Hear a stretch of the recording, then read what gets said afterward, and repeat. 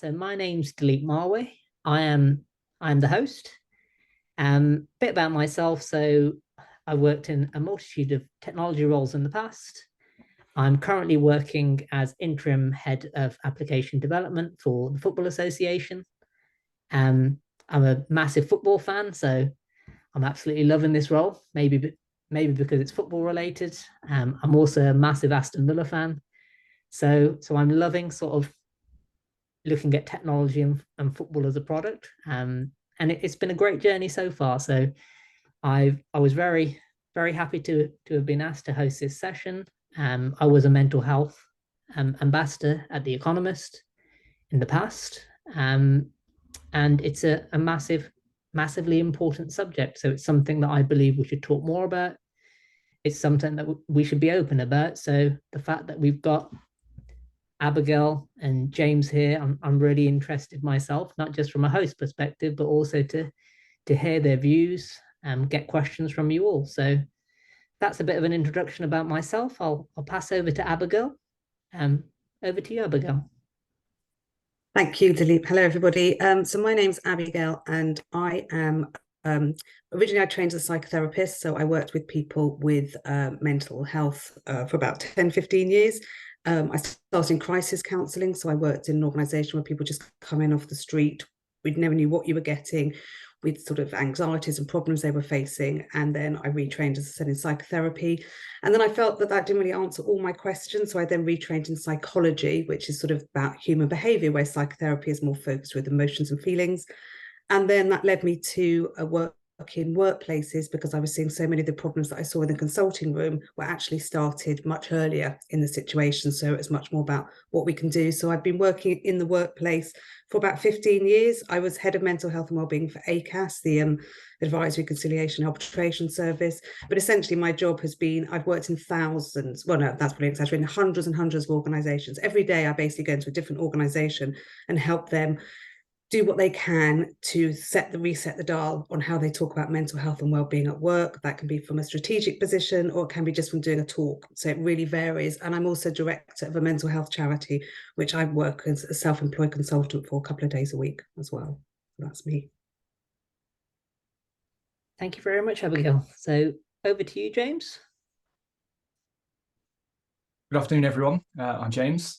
My background is actually physics originally, and about a decade in startups after that, and then a lot of kind of consulting, fractional CTO type work.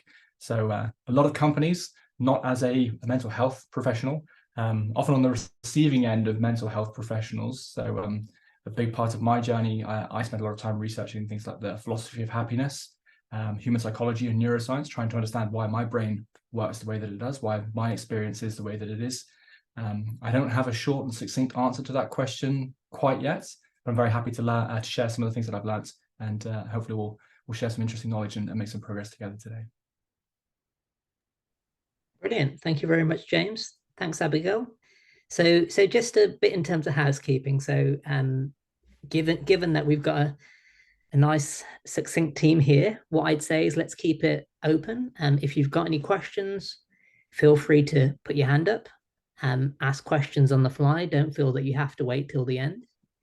What we will do anyway is I will keep sort of 10 to 15 minutes free at the end, just in case somebody wants to ask questions at the end. So that's perfectly fine. But what I would say is it's an open forum. This is a safe environment. Everything's kept here. If you do want to ask any pertinent questions, just feel free. Don't be shy. So sorry to interrupt. This is being recorded and it will be uploaded to public. I think you're breaking up a little, James. Sorry. Sorry, I don't know if my connection's a bit patchy, but we are recording this, right? And it is going to be uploaded places. So, Chatham House rules don't really apply. If you say something, it might end up in a public forum.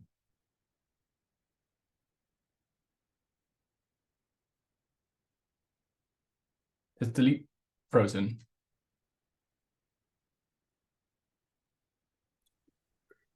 He's frozen, hasn't he? But I think you're right to raise that. And that's why maybe we'd stop the recording, maybe at the end for 10 minutes, in case anyone wants to ask something.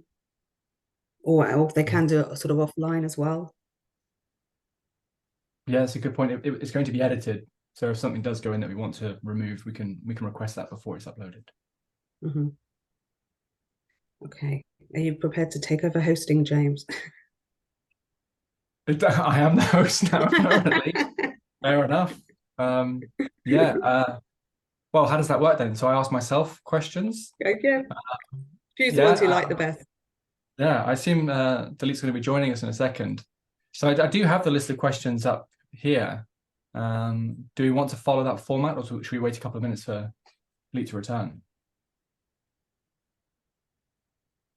Show of Well, I hands, should we guess get started? if anyone's got any questions to start with that they want to ask. Or just ask each other questions. Yeah. So if you both have that, so James, you can ask Abigail a question, and then Abigail, you can respond, etc. Yes. And pretend as if Dileep was in the room. And Fergus, you had your hand up, didn't you? I was hands up to get cracking. Hands up. Yeah. Okay. Dileep has returned. All IT issues, which you don't expect at that time. But sorry, James, what was he saying? I was just saying that we are recording and this will be uploaded, so that there is an opportunity to edit potentially, but what is shared might end up in a public forum. Fair. I'm pleased you said that point. It's more so, if there's anything that, I think that's a really good point, James. Really good point. Shall I make you the host? If you can, James, because I think joining again, I've completely lost the access. Okay. I do have bad luck with Zoom, I must say. I think you should be the host now. Mm-hmm. And we're still recording. Brilliant. Okay, so we'll make a start. I'll start with some of the questions that I had already on the list. So I'll start off with one for you, Abigail, first, if that's okay. So what are the common misconceptions about mental health, and how can we work to break down these stigmas? Okay, so in a way, the more we talk about, we've been talking about mental health probably for, it's been out there probably since, I know, the last 7-8 years. The Stevenson Farm report in 2017 elevated it into much more into workplace space. But in a way, sometimes I think the more we talk about it, the less we seem to understand it. So I think one of the misconceptions is the difference between having poor mental health and having a mental health problem. So we all experience poor mental health. Some of you sitting here today may have that. You may feel a bit rubbish. You may have had a bad day. You may have some troubles in your personal life. You may feel a bit down, a bit worried about things. That is absolutely normal and part of the human condition. But then when a mental health condition is when that is something that may fall more under a diagnosis. It may not have been diagnosed, but the challenges you're facing are things that start to restrict you on a day-to-day life. So it's understanding the difference between feeling a bit rubbish, feeling a bit down, feeling a bit low, so low mood, to actually something that is a diagnosable mental health condition. And then obviously good mental health is when we are feeling in control and we feel we can cope with the day-to-day challenges that we have in our lives without being, knocked over by them. So I think, first of all, it's about that understanding between those distinctions. And then in terms of the stigma and how we all have biases. We can't help it. That's how we're hardwired. So we will see people, we will judge people based on our upbringing, the things that we see in front of us. If you Google mental health, you get loads of pictures with people with their heads in their hands, looking very sad, mostly cartoons, actually. You don't often get real people. But if you Google physical health, you get people doing yoga and looking very healthy and bright, sitting on a beach. So that's what we see all the time, whereas mental health and physical health are both neutral states. So it's just, I think, understanding where they are and then how our biases sort of are configured according to that. Thank you, Abigail. Really interesting. And James, would you like to add anything on that? I think Abigail did a fantastic job of differentiating, right, that there's a sort of spectrum that we lie on, and feeling down, feeling anxious, feeling stressed. These are natural responses to things that go on in the world around us. And for me personally, I think that the sort of mental health moniker is slightly flawed, because I would argue that it's healthy, right? When you've experienced bereavement, it's a healthy response potentially to be depressed, right? It's how the brain works. It's what we do. It's part of the human condition. When it starts having a negative impact on your life, getting help and doing some of the things we'll probably talk about to raise your sort of mental state, to be able to endure some of this suffering is really important. But I think that's where some of the stigma comes from. Sometimes maybe it's my background, the sort of toxic masculinity I grew up with, where you were told, you have to be strong, you have to be independent, you shouldn't cry about this stuff, just man up, grow a pair, this sort of language that you would hear. I think if you carry that with you later in life, that's some of the stigma, that's some of the issue that I've experienced and I've had to get over. I've had to realize that, if I see this is going to sound silly, but I saw a video the other day of a lion that was left in a zoo in a cage for 5 years on its own, and I just cry. Right, when I see that, I just cry. It breaks my heart. And that's healthy. That's a healthy response, right? That's a normal kind of thing to I think to do in response to that kind of stimuli. But recognizing, as I think Abigail was saying, that crying when you see a sad video on the internet is not the same as maybe not being able to get out of bed in the morning, not enjoying the foods and the drinks and spending time with other people that maybe you would otherwise. So there are signs and sort of symptoms that indicate maybe you've gone quite far, and maybe intervention and some form of support is required. Thanks for that, James. And I think going on to this question really ties in very nicely into what you was just saying. So how can individuals recognize signs of mental health challenges in themselves or their colleagues? And what steps should they take to seek help or offer support? So what's your view on that?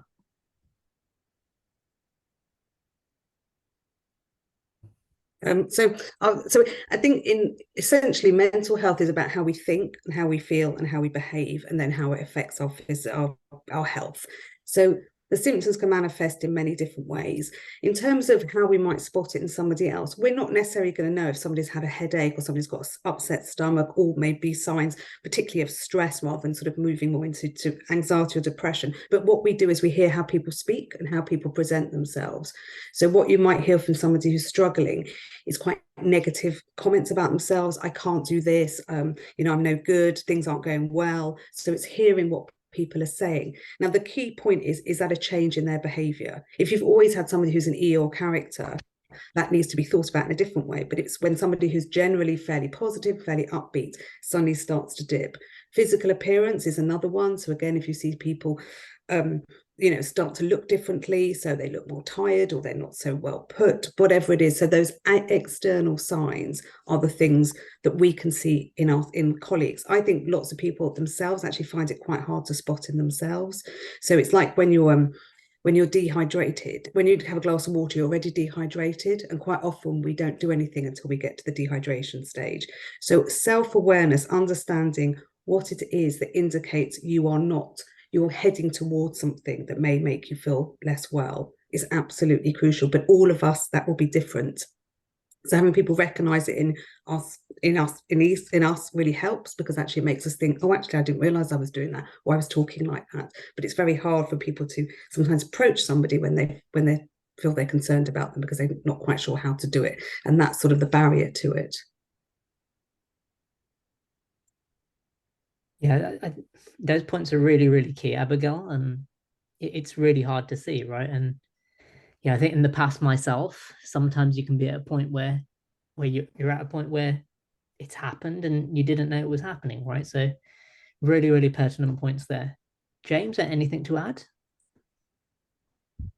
I think Abigail's hit the nail on the head again with that, right? It's people's behavior changing, maybe behaving in a way that you wouldn't want to or wouldn't choose to. I find it very interesting. A long time ago, I learned that quite often if people are being angry, if people are irritable, if they're enraged, it's often not because they're angry. There's something else. It can be because they're depressed. When you're in a state of depression, you can react with a very different emotion.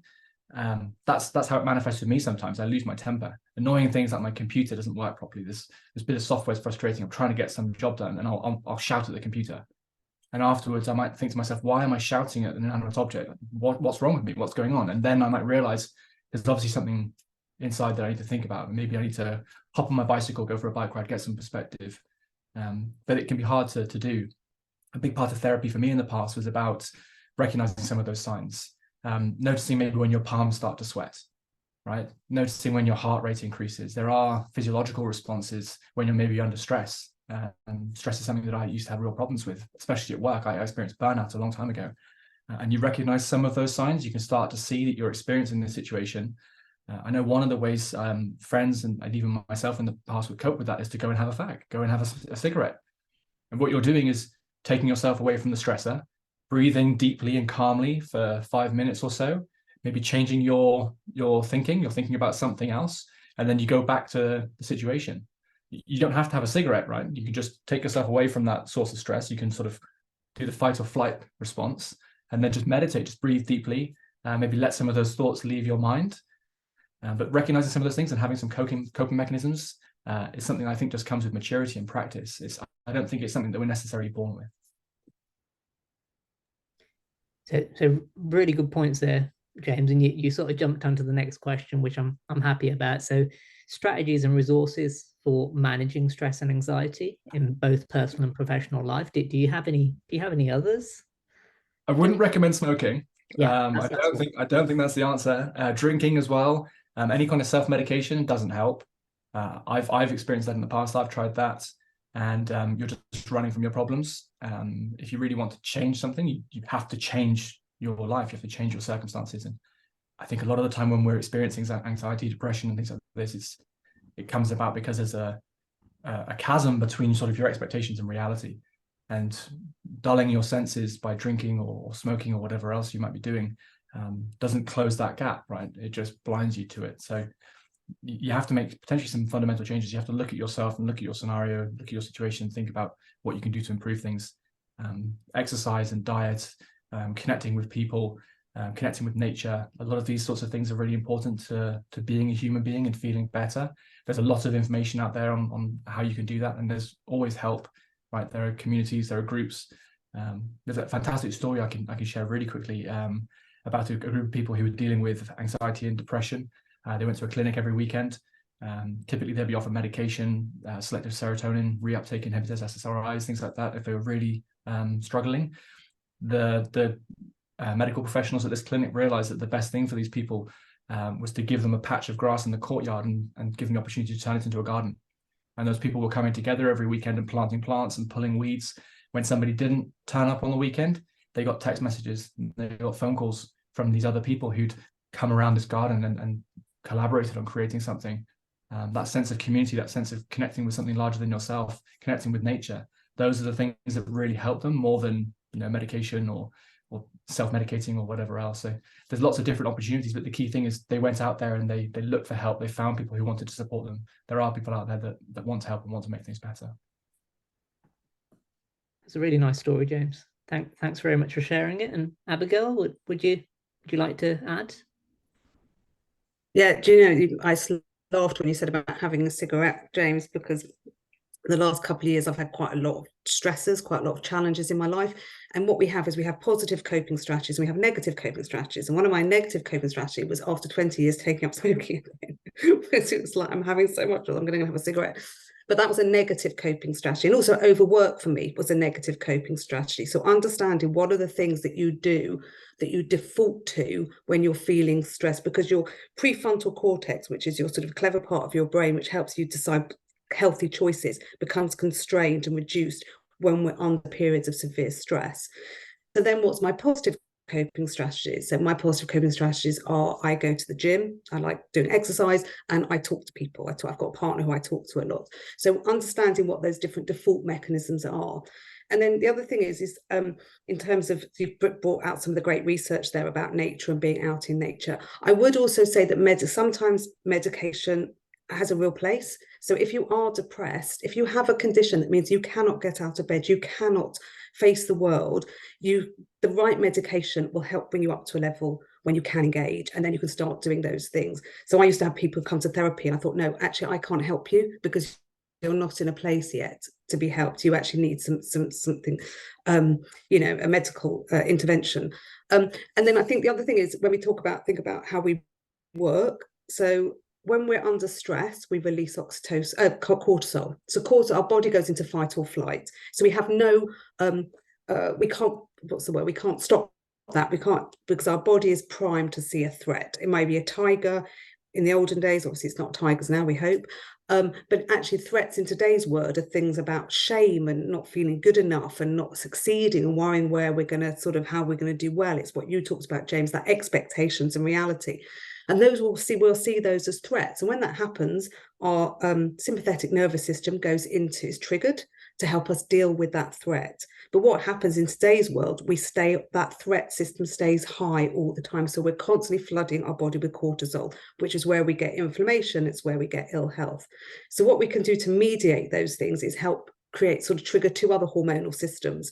And one is dopamine. And dopamine is the hormone that is the motivational hormone. It's the hormone, if you take lots of cocaine, it has an effect on dopamine. Not that I'm advocating that at all, but like when you get hits on social media, that will trigger dopamine. But you can have healthy hits of dopamine through competitive games, engaging with people. What's your purpose? What is the thing that gets you up in the morning, feeling stimulated? And then the other hormone that's really important is oxytocin, which is the bonding hormone.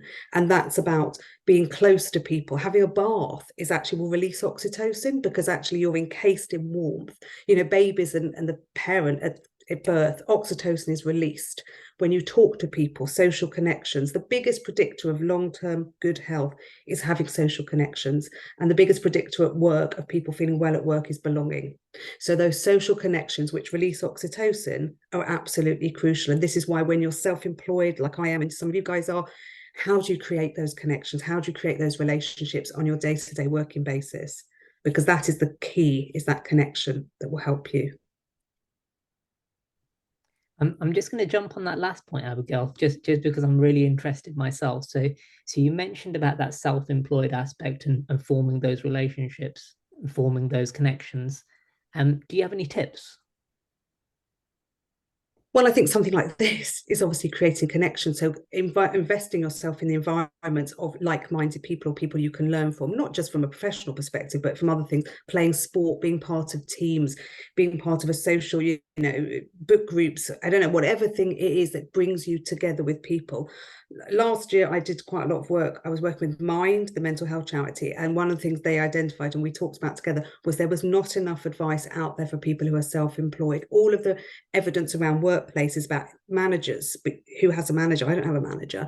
People being able to call out. So I think we have an even bigger commitment and investment in actually how do we look after our colleagues who are also in that space. But I would also like to see employers take greater responsibility for people who do come in on an agency basis and on a self-employed basis, actually helping them have access to support or to awareness sessions or to those sorts of things, because it will benefit the employer, because actually the person will be feel more engaged, but also it will benefit the consultant. And James, any thoughts on that? I know we were sort of discussing it at the start a little bit, and we wanted to bring it up. So what do you think? There's a lot to unpick there. I mean, and part of what makes frankly, you're a consultant, right? What makes a consultant attractive to a lot of businesses is that you are an expendable resource that brings expertise in a very transactional manner. There is no above and beyond your monthly fee, your rate. You don't get benefits by design, and anything around sort of mental health would be a benefit, and that would be taxable. You're then kind of getting into like IR35 territory. So I don't know that the sort of current legislative environment in the UK is even conducive to something like that. I agree it's something that should be done, but I don't know whether it's the responsibility of another business that's engaging your services. It feels like something your own business should be doing. But then human beings tend to neglect themselves, right? We notice other people are suffering. We don't tend to notice that we're suffering. How much do we do to look after ourselves? It's a really interesting problem to solve. I don't know what the answer is there. It seems like we do need more self-care. We do need to take care of one another more, but I don't know whether it's something that the private sector or the public sector or individuals should ultimately be responsible for. Fair point, James. Completely fair. Can see some nodding there as well. So thank you very much. So I'm going to jump on to my next question. And this is a bit around statistics. So I'll ask this one to you, Abigail, if that's okay. So can you share some key statistics or trends related to mental health that highlight the significance of addressing the issue?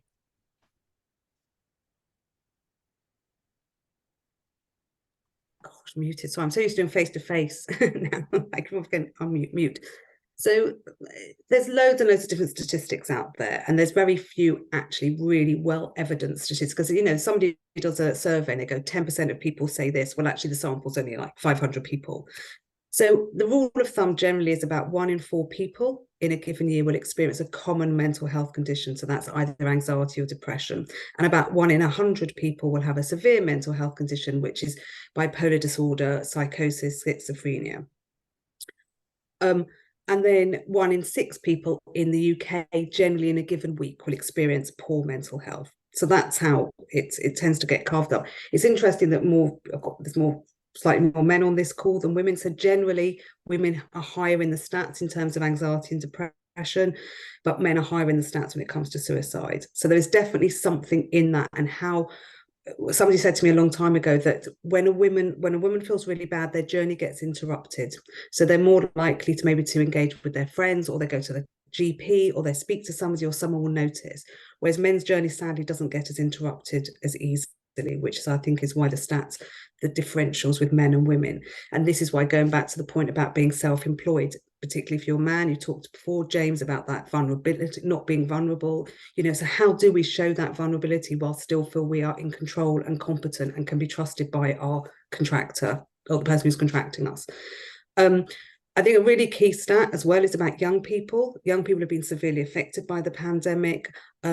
Most mental health disorders are diagnosed by 25. So the most common, 75% are diagnosed by the age of 25. So think about who's coming into the workplace, who are our children, what are they experiencing? It's gone up from 1 in 10 to 1 in 6 young people have a mental health condition. So there is a whole group of people coming to the workforce. And then on the other hand, we've got 4 million people with a severe mental health condition, and only 2 million of them are in the workplace. So there is a real policy level problem, a government level issue to deal with. And there's also at the other end that self-care thing that we talked about, that you mentioned before, about how we look after ourselves and how we look out for each other. Thank you. Apologies, I dropped off again, so I'm having a lot of fun with Zoom today. David, you just put a comment there. Do you want to say anything? Do you want to add? Come off mute. No, I mean, you know me well, Dileep. So it's something that we talk about a lot, and something that, because I've been really ill with long COVID for the last 3.5 years, and one of the things that I've done, and I've done it before, but I did it specifically this time, was to try and get myself back up to speed, to get back into the real world, as opposed to being in my bubble of illness, because it's also mental. It affects you mentally as well, because you have brain fog and you feel isolated, etc. Is creating that group of people who, I call it a board of advisors, but you don't have to. It could be a support network. It could be the people that you go to do the gardening with in, as Abigail was saying, it's that group of people whom you can talk to. It is the hello, how are yous, but it's also that you can talk on a deeper level. So you and I talk a lot, and I have a number of other people who I talk to, and I'm sure you do too. And it's about having people who will listen, will understand, not necessarily give you answers. You're not necessarily looking for answers, but so you feel heard. And I can't remember if it was James or Abigail mentioned about the belonging and that sense of community, and getting energy essentially from that. And as a self-employed person, or as a not really employed person currently, it's really important to have those external connections. And so if you don't have groups or an employer or anything like this, you have to go and find them. And so, to James's point, where should that responsibility lie? I think it does really lie with you, the individual, particularly if you're self-employed, because if it's not there available to you, you have to go and find it and create it. And it is possible, because I'm a living example of that. 14 months ago I could barely go for a walk, and now I'm much, much better, not just because of creating my own groups, but because of all the other things I've done too. So I think, there are things that you can do yourself. And I think it's really important to take ownership and do that. And if you reach out to people, you'll be surprised. There are people who you can talk to. Thank you, David.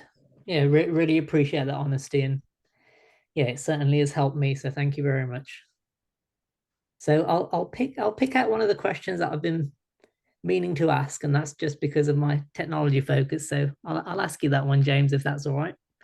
So what role can technology and digital platforms play in promoting mental health and providing access to resources and support? So as somebody with sort of a technology background, you might be a little bit surprised by my answer.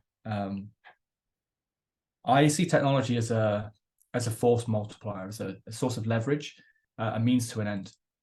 So, we've talked about community, we've talked about connection. Technology is allowing us to connect right now, but technology in and of itself, in isolation, I don't think serves much purpose. So maybe a game where you're getting that sort of dopamine hit, you're getting that sort of that pleasure release is something that you could look to. I use computer games sometimes to get into a state of flow.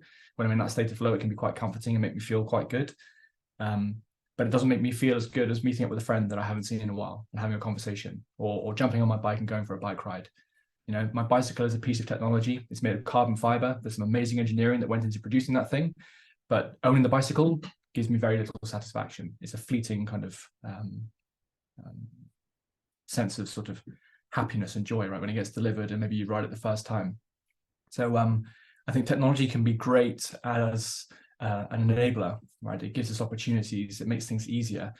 You can pick up that phone and chat to somebody on the other side of the world and have a catch up, and that can help towards your mental health. But the flip side of technology is it can be very bad for you. If you're scrolling through YouTube Shorts, TikTok, and you're seeing people who maybe look like they're having a great life and they're really happy and everything else, you're getting a very sort of distorted view of reality. And the reinforcement learning system kicks in again. That dopamine release is happening. You become addicted to these sorts of technologies, and that then can be very bad for you. So it's the sort of positive and the negative. It's recognizing where it's helping rather than hindering. Everything in moderation, I suppose, is the succinct way of putting it. Really like that answer, James. Thank you very much. Yeah, it made me smile. And Abigail, would you add anything on that from your perspective? Well, I think James covered it all really well. I think though that in addition to that, I think there's a social. I don't know anyone who's got young. I've got 18-year-old and a 21-year-old, and social media for them has been a massive enabler for them to connect with people and keep in touch with people.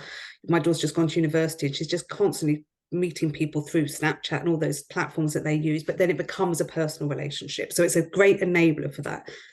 On the other hand, in terms of the mental health space, there's been a massive proliferation in mental health apps, in digital apps. So workplaces have bought, I can't even remember the percentage increase, huge increase. So if an organisation says to me, what do you think, Abigail? We've got £5,000 or whatever it is. Should we spend it on app or should we spend it on this? And generally, I would say not app wouldn't be my first choice. It depends where your workplace are distributed. Obviously, if they're all remote, then obviously it can help. But it's a source of information, it's a sort of source of education, a source of awareness training, and also connecting with people. But it does not replace. You don't get oxytocin, a release of oxytocin from being on an app. You get maybe a dopamine hit, but then that becomes a desire, wanting to get that all the time. The oxytocin comes from that personal connection, and that can't be delivered. Not yet by, as far as I'm aware, by a digital app. There is direct brain stimulation that can produce these sorts of pleasure responses, but to me, that's not a good thing, right? That's no different to heroin, right? You can take a lot of heroin and feel very, very good, but at some point you run out of heroin and you realize I'm no better off. If anything, I'm probably worse off. If we get into that sort of technology where we're just electrocuting our brains to release certain chemicals, to produce certain feelings, to me, that's dystopian, right? That's where technology could go in the future. We can start stimulating the brain and doing these sorts of things, but at that point, it's so far removed from reality. I think the argument is, are you reliving it all? Bit sci-fi there. It's really good getting both sides of the coin, essentially. I'm just reading your comment as well, David.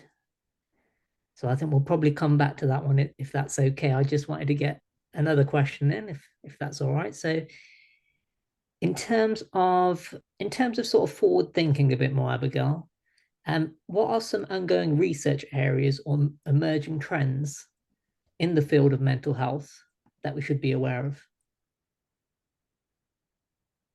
Well, from a clinical perspective, one of the most interesting ones is the use of psychotropics. So these are medicines that are, psychedelically based, which they have found small doses of can absolutely have a massive impact on people's depressive symptoms. But what's also come out recently was that only something like 1 in 5 GPs are using any prescription of this measure. So the technology or the science hasn't caught up with the application. So I think what we will see coming forward is far more awareness and understanding of how these plant-based chemicals can actually help people. The other thing in terms of the workplace that's become much more, that's become a bit more heightened is about intersectionality and mental health. So it's much more thinking about mental health of people from different backgrounds, different races, different genders. So it's just become a little bit more nuanced, because it, generally in the old days you go and you use your X, Y, and Z. Well, actually those are very blunt instruments. So tailoring your mental health interventions, the support and strategies you offer in terms of the community in that workplace has become more forward thinking. And then organizations are tending to start to look at threading well-being in. So a lot of work I do is looking at the whole infrastructure of the business and trying to understand where the pinch points are, what interventions are available, how their policies and processes consider well-being, anything that they do, and think about actually how does that stimulate somebody, how does that make somebody feel better, and what are the challenges, what might stress them out about that system. So those are things that tend to, but they're not necessarily scientifically based like the psychedelics. Brilliant. That's really interesting, Abigail. Thank you very much. And James, do you want to add anything on that? I think there's fantastic opportunities, right, for us to be able to explore some of these natural compounds that exist that have been. I think that there's this idea around our sort of separation from nature. If you ask people from tribes maybe that are more connected with nature, South American examples come up quite often. They don't see themselves as separate from nature. They see themselves as part of it, and they've been using psychoactive substances for a very, very long time to go on sort of spiritual quest, to connect with the world and the universe in ways that maybe us in the West don't do quite so much. I think it's fantastic that we're opening our minds a little bit to recognizing that there are opportunities to maybe be more at one with nature, to be more connected, and noticing that maybe that's something that we've lost a little bit in some of our culture over here. So I'm really excited to see where that can go. I think the impacts potentially on people who are really suffering are phenomenal. The scientific work that's going on, it's amazing to me that we're finding out things like, I think it was the gut-brain connection, right? Recently, we've realized there's millions and millions of neurons in your gut. And now people are starting to say, well, maybe the gut and the brain and the kind of heart and all these sorts of systems are a bit more connected, and we don't really understand as much about ourselves as we like to think. So even now it seems like we're sort of discovering new things and finding new opportunities for ways of leveraging that knowledge, leveraging that insight. So, and there's a lot of exciting developments going on, measuring brain waves and things like that, being able to map, they're using neural nets now to be able to map dreams. I don't know if you've seen that. They're training neural nets to be able to scan your brain waves, and then from those they can reconstitute your dreams at night. There's some really interesting applications maybe in terms of therapy and what we could do to help with that if you start looking at some of the sort of stereotypes and what some of that imagery means. Whether or not that's sort of pseudoscience or not, I don't know on the sort of archetypes and dream imagery. But it's exciting to know that people care about this, are dedicating time to it. There's progress happening. I think it's important to sort of be critical with some of this stuff and careful as well. There's a lot of people maybe making promises, a lot of pseudoscience out there as well. Speaking to experts and doing your research. And experts aren't some random person on Facebook with a fancy video, right? It's actually scientists doing research with clinical studies, longitudinal studies, where they're proving actually this stuff works over a protracted period of time.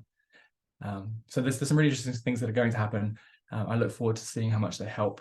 But to be honest, I'm still in the camp of the more boring and simple things of spending time with people, going out and planting something in your garden, and growing it, playing with a dog in the park. When somebody starts at the company, sending them a gift basket, recognizing what they've accomplished, calling out their success, the oxytocin type processes, these sorts of things are there and we can leverage them. So I don't know that we need sort of virtual reality therapy. I think we can probably solve some of these problems with something a little bit more basic. Thank you, James. Some really good examples there, and I was just getting to the comments as well. So, David, do you want to add anything on what you've written there?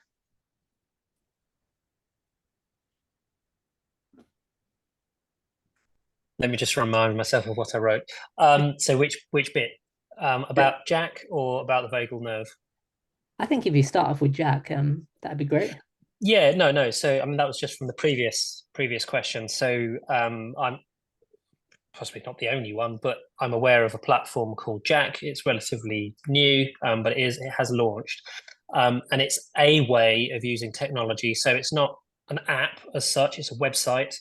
And the way it works is that across a number of wide spectrum of topic areas, they have worked with and are working with experts and people in various fields, and they ask them questions, and it's video based. So you can go to the website and you can say, okay, I have a question about mental health, and they will have a series of questions that you can ask. And then the expert will tell you the answer or an answer to that question. Now, and this is to James's point, that's good because it's conversation-like, but it's not a conversation. So I think technology has a role to play in part to help enable and sometimes accelerate and particularly give access to information. So for some people in some circumstances, that could be a really good thing because you can quickly find out from an expert, oh, I'm feeling this, or I have that, or what about this? And you might be able to get an answer quickly. But it doesn't take away from that personal interaction with others.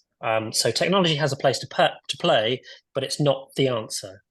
So I would agree with both Abigail and James on that. And so I just wanted to raise it as an example of, here's something that's maybe a bit more advanced than an app where you're just reading. It's actually someone is telling you via video something, but it's not quite the same as a one-to-one conversation, or it's not the same at all, is it? The second point was around vagal nerve stimulation. And the vagal nerve runs in the side of your neck, and it connects the brain and the central nervous system to the rest of your body. And I know all about this because I've been really, really ill and I've done lots of reading about it. And vagal nerve stimulation, you can get a machine like a TENS machine to stimulate your nerve because it works through electrical pulses. But things like, as James said, doing exercise, relaxing, breathing. So actually breathing deeply through your nose, going to the sauna. So Abigail said, like taking a bath, it's the same kind of thing, that enveloping yourself in warmth so that the body then feels relaxed. What happens is your vagal nerve starts sending messages to your body and to the brain to say, you're safe. And what that does is it allows your body to move from the sympathetic nervous system, so the fight or flight, where things like cortisol are being released, and it allows your body to then effectively relax and move into the parasympathetic nervous system where it's rest and repair. And then you can move into homeostasis, which is the calm state. And so there have been a number of trials done on patients with mental health issues, and it's been found to help. And so there are various machines you can use. I use it to get my body into a state where it's not inflamed, because I think it was Abigail was talking about it earlier. There are a number of triggers, and stress is a trigger that causes inflammation in the body. And it's the inflammation in the body that causes the symptoms that you get. And some of those occur in your head, in your brain. Some of them occur in your body. And if you can lower the inflammation and ideally remove the triggers, because if you just mask the inflammation, you're not really solving the issue. But if you can remove the triggers, you can lower inflammation, your body can start to repair. And that was it. That was my point, really. I mean, there's much more to add, but. Really useful. I think that's really useful. Sorry, just to add to that, because I think technology, what I like that technology does is it helps provide insight. So the whole gut brain thing, the whole Zoe study, and I was talking to somebody recently and he said that he hadn't recognized that he was unwell. He's got a really stressful, demanding job and he thought, I can cope, until he saw. So on one level, his study, his reaction to fats and to sugars was fine, but actually when they did his gut health on every measure was absolutely appalling. So he didn't have any of the decent bacteria, because the stress that he'd been experiencing over such a long time had actually sort of decimated the good bacteria. So there's a balance between your good bacteria and your bad bacteria. And then the other thing that I think is really useful is HRV. So when, I don't know anyone wears wearable technology. So if you look at your HRV, which is basically the space between heartbeats, if you've got a low HRV, it means your body's not responding to stress well, because actually it can't. There's always a difference. Every heartbeat has a different time between it, and it measures how quick. So if you have a high HRV, then generally your body's responding to stress well. So if you're not one of those people who sort of believe, you think it's all a bit woo-woo, all this sort of stuff, there are other ways that you can find through science that will actually give you insight that actually this is a reflection that maybe I'm not in a great place. And that's maybe when you take action. It's all when knowledge is great, but it's actually taking action and behavior change that's the bits of what's going to make me change my behavior. Sorry, just to add on to that, with the gut, you're absolutely right, Abigail.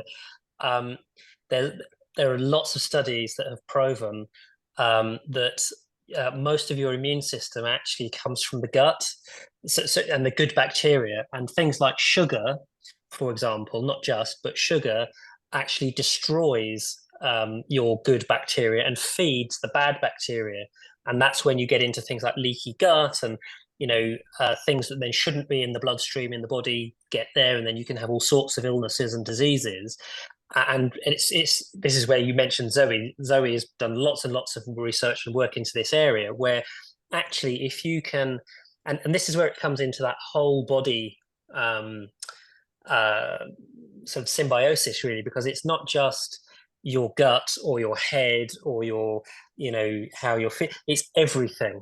It's your environment, it's your stressors, it's the triggers, it's what you eat, because that can make a huge difference. Because that's one of the things I did. I worked out, and you can get tested, right, for intolerances, and you can have your gut microbiome tested to see whether you are deficient in certain good bacteria or not, and you can then supplement for that. But one of the reasons I got better, I mean, it's from long COVID, but was by changing what I ate and reducing, well, actually I cook everything from scratch now. But changing your environment, basically, and that includes what you eat. And so by doing that, you can solve a lot of issues.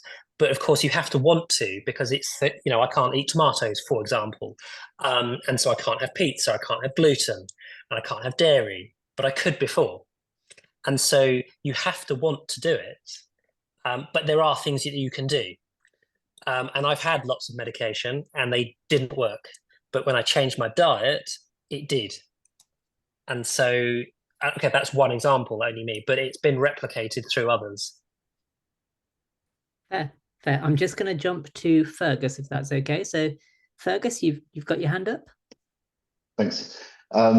James offered some really good kind of practical tips on the sort of behaviors and frameworks that we can put in place in the workplace to help support not only ourselves in terms of mental health, but also those around us. And I was wondering if there's any other thoughts on what we can be doing as leaders, regardless of whether that's in a kind of fractional or consultant capacity, or just kind of generally being present and being in a position of authority within the companies that we're supporting, that we can be encouraging more of these good behaviors in the teams that we're working with.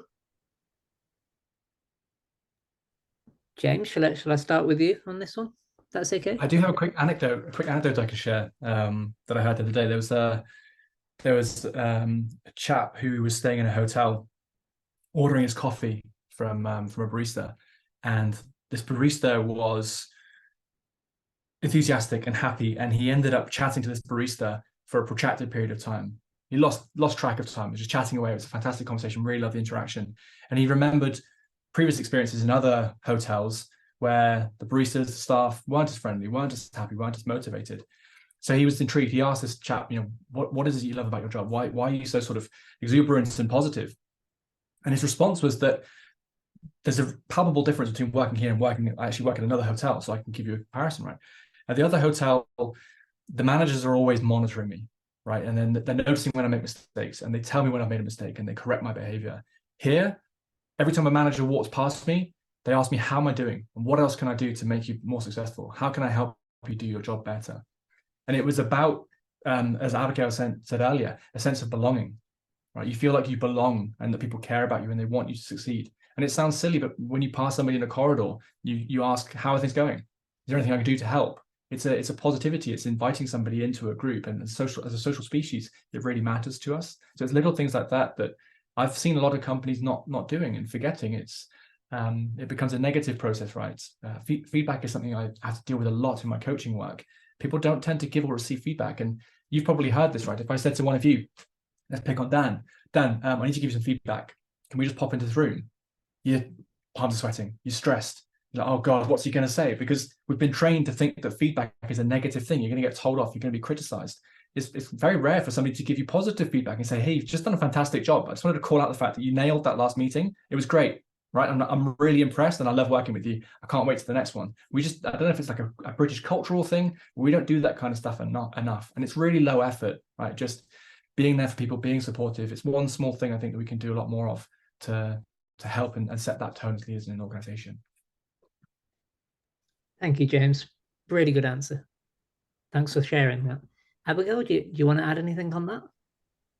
Yeah, I think that, I mean, absolutely building on that and, you know, supplementing, I think, you know, essentially well-being is an outcome. If we remove the sort of, you know, the disease model or the illness model, well-being is an outcome of our environment. And if we think about our working environment, you know, if I go to an organization, they say to me, can you come and do some whatever? I always have to ask, what did you have in place already? No one starts a business going, we must have a mental health and well-being strategy, do they? They start a business thing, how can we support people? How can we train our managers? How can we be inclusive? How can we help people feel well at work and work well? So you have to have the right environment to start with in order to and that's just about partly about being humane and about, you know, making sure that you don't do things that are going to make people unwell. But unfortunately, the workplace today is full of so many stresses and so many demands and so many challenges that those things have got forgotten, and it's definitely a need to recalibrate. And what's happened in a way is mental health has become slightly toxic in some ways, because actually it's oh gosh, we've got to do something about mental health. And no, you don't. You actually have to do something about what your environment's like to help people feel, you know, included and belong, supportive colleagues, flexibility, inclusivity, flexibility, and belonging are the three biggest drivers of people feeling well at work. So what do you do as a workplace? And then you talk to folks about leadership, modeling good behaviors. Another big study talked about poor behaviors are the biggest cost to workplaces. So modeling good behaviors, managing your own time, managing your own stress, not sending emails ridiculous time of day, or if you do, just say, this is how I work. I didn't start work till midday and I work till 8, or whatever it is. It's really simple things, but we have to have a free up enough brain to be able to implement them and to think about them. Brilliant. Well, I'm just mindful of time because I've only got 3 minutes left. So I'm hoping that's answered your question, Fergus. Mark, I know you put a comment in there as well. Very, very quickly, James and Abigail, do you want to add anything on what Mark's written there? Or Mark, do you want to say anything?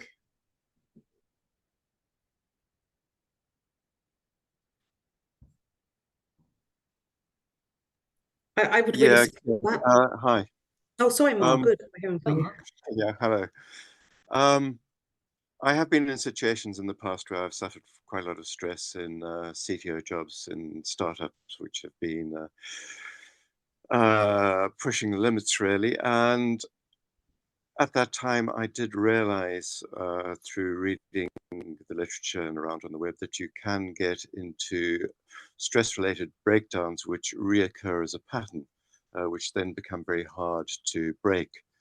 So if anyone is going through a stress-related breakdown or about to go through it by reading the signs, which are fairly evident, I think it's incredibly important to do something about that situation. If you can't do something about that situation, as difficult as it may be in terms of family income and stuff like that, mortgage payments and so on, you should really just try and change your job. It's just a bit of personal experience. Thank you, Mark. And Abigail, James, would you like to add anything on that or your view?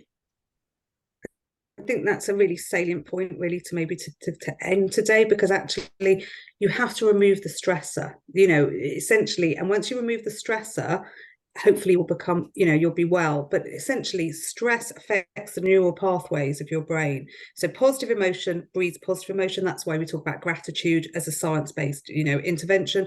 And negative emotions create more negative emotions. So if you're constantly in that environment, your neural pathways will change, and that's when you start to get stuck.